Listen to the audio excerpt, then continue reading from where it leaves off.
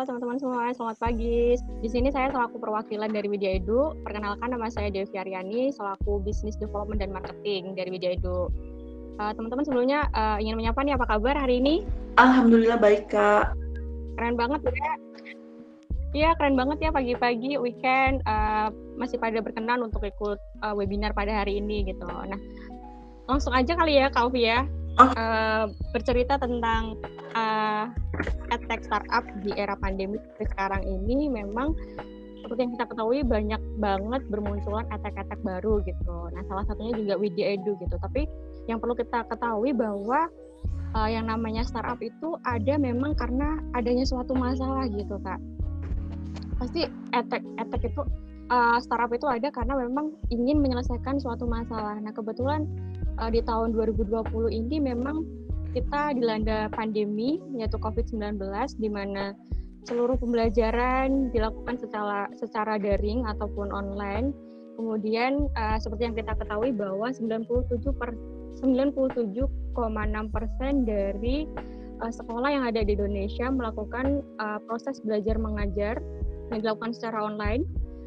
Dikutip dari Kementerian Pendidikan dan Budaya, kemudian 54% sekolah dan universitas akan menjalankan seluruh kegiatan belajar mengajar secara online hingga akhir tahun 2020 per 2021.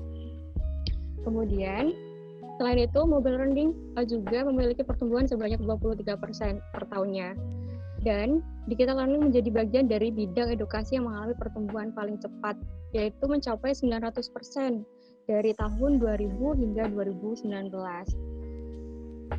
Kemudian, seperti yang saya bilang tadi, bahwa adanya startup itu memang ada untuk mencoba menyelesaikan masalah yang ada di masyarakat atau di lingkungan kita, gitu.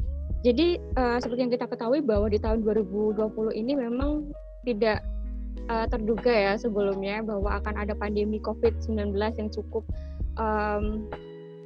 berpengaruh, apalagi terkait dengan bidang pendidikan seperti itu. Nah, di sini Widya Edu itu hadir sebagai platform edukasi untuk pembelajaran di mana disertai dengan teknologi kecerdasan buatan gitu. Kemudian apa aja sih yang ada di Widya Edu gitu? Nah, pelayanan kami itu ada lab interaktif kelas dan private, kemudian ada learning with tutors, kemudian ada learning management system dan learning content materials. Kemudian kita juga mengadakan tryout, quiz, dan konsultasi untuk siswa-siswi yang ada di seluruh penjuru Indonesia kayak gitu. Nah, kenapa kita gitu?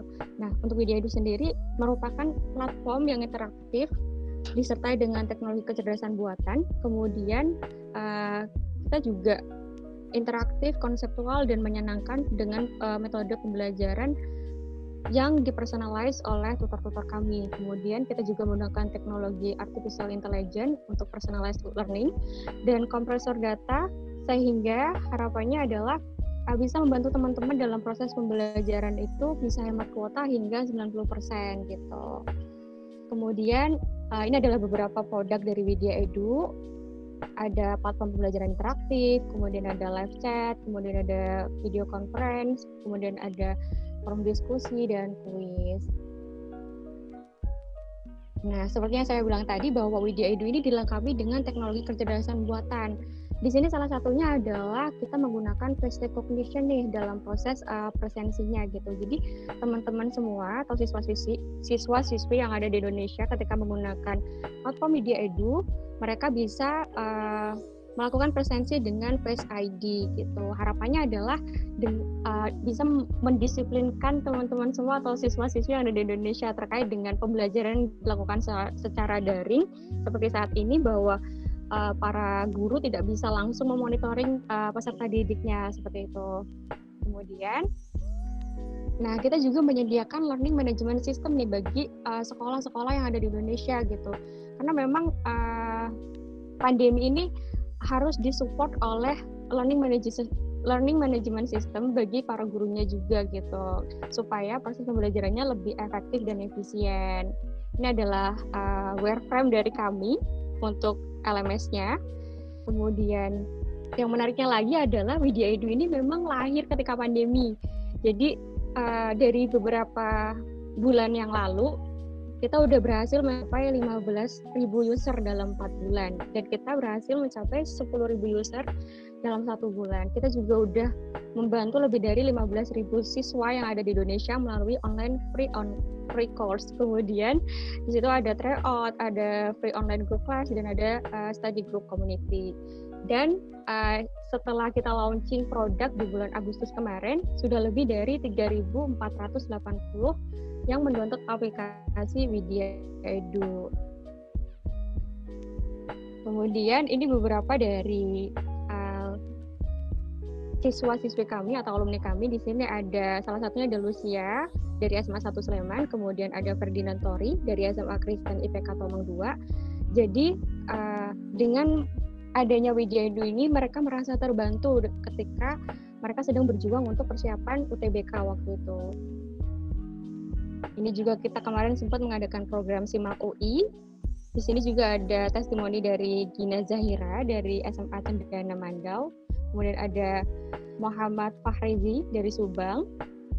Dan ini juga dari siswa-siswi kami di program UTBK. Nah, teman-teman, kalau misalnya masih ada yang belum tahu apa sih Widya Edu gitu, kemudian ada yang ingin kepo, bisa banget nanti langsung dikepoin aja di kanal sosial medianya Widya Edu. Semuanya sama keywordnya, yaitu @widyaedu, kecuali Twitternya yaitu @widyaedutech. Atau kalau misalnya teman-teman ingin get in touch dengan saya langsung, bisa banget nanti via email devi@widyaedu.com, atau bisa juga di email kantor kami kalau Widya Edu, atau bisa menghubungi CS di nomor tersebut gitu. Kak Ovi, kayaknya lebih enak kalau misalnya kita kayak ngobrol-ngobrol aja kali ya. Mungkin selain dari saya nggak terlalu banyak di sini gitu. Jadi kita langsung ke forum diskusi aja. Bagaimana Kak Ovi? Oke, lebih seru kalau kita langsung chit-chat ya Kak. Ini ada pertanyaan dari Kak Moha Solihudin. Bedah karir tentang bisnis development dong Kak, apa yang perlu dilakukan? Nah ini agak menyinggung nih ke tips dan trik kok bisa sampai reach 10.000 pengguna dalam waktu 1 bulan. Keren banget nih Kak. Ini gimana nih Kak? Yang pastinya ketika kita ingin mendevelop sesuatu itu kita harus tahu dulu sih market kita seperti apa. Kemudian apakah bisnis yang ingin kita buat itu memang diperlukan oleh orang-orang sekitar, maksudnya diperlukan oleh masyarakat kayak gitu. Karena istilahnya sebagus apapun produk kita, kalau misalnya tidak dibutuhkan itu juga jadi masalah juga gitu kan. Kemudian kalau terkait dengan bisnis developnya sendiri, kalau di BizDev itu lebih kayak bagaimana kita mencari mitra-mitra atau partner-partner yang kira-kira strategis untuk diajak bekerja sama seperti itu. Dan tidak menutup kemungkinan juga kita juga harus mengetahui nih untuk pengembangan produk kita sendiri gitu sih kalau dari saya Kak. Nah itu gimana caranya untuk reach 10.000 member sebulan itu kan nggak mungkin nih Mbak cuma sebulan aja. Nah sebelumnya itu ada atau hal-hal yang dilakukan dulu nggak sebelum benar-benar launching ke pasar gitu? Oh gitu, jadi memang kita launching itu baru di bulan Agustus kemarin ya Mbak Ovi ya. Jadi kemarin itu sebelum kita melakukan launching produk, di awal tuh kita memang sering mengadakan semacam webinar. Kemudian ada juga kita itu bikin program untuk persiapan UTBK waktu itu karena masih dalam bentuk MVP ya. Jadi kita menggunakan media WhatsApp waktu itu. Tapi ada websitenya juga. Jadi memang untuk registrasinya pakai website, tapi pembelajarannya pakai WhatsApp waktu itu. Sebelum ada aplikasinya, seperti itu sih. Jadi memang di awal itu sebelum kita benar-benar launch produk kita itu mengadakan semacam webinar, kemudian ada program persiapan UTBK, kemudian juga ada kelas SIMAK UI, seperti itu Kak Ovi.